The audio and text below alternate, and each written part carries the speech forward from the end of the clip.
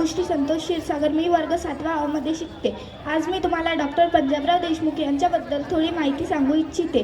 सर्वप्रथम मी डॉक्टर पंजाबराव उपाख्य भाऊसाहेब देशमुख यांच्या प्रतिमेस अभिवादन करते व माझे सर्व गुरुजन वर्ग यांची परवानगी घेऊन माझ्या भाषणाला सुरुवात करते। आपल्या विदर्भाचे भाग्य विधाते डॉक्टर पंजाबराव उपाख्य भाऊसाहेब देशमुख यांचे मूळ घराणे कदम असे होते, पण त्यांच्या आजोबांकडे गावची देशमुखी असल्याने त्यांचे आडनाव देशमुख असे झाले होते। त्यांचा जन्म 27 डिसेंबर 1898 रोजी पापड गावातील एका शेतकरी कुटुंबात झाला। त्यांच्या आईचे नाव राधाबाई तर वडिलांचे नाव शामराव असे होते। त्यांचे प्राथमिक शिक्षण पापड येथे झाले व हायस्कूलचे शिक्षण अमरावती येथे झाले। ते अभ्यासात खूप हुशार होते, त्यामुळे त्यांना 10वीच्या परीक्षेत विशेष यश प्राप्त झाले आणि म्हणूनच त्यांना मध्य प्रदेश सरकारची शिष्यवृत्ती मिळत गेली। पुढे महाविद्यालयीन शिक्षण घेण्यासाठी ते पुण्याच्या फर्ग्युसन महाविद्यालयात गेले।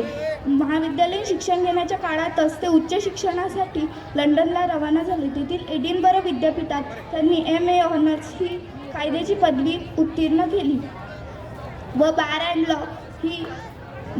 अँड लॉ ही पदवीसुद्धा त्यांनी उत्तीर्ण केली। अशा या थोर नेत्याचा 10 एप्रिल 1965 रोजी दुःखद निधन झाले। एवढे बोलून मी माझे 2 शब्द संपवितो।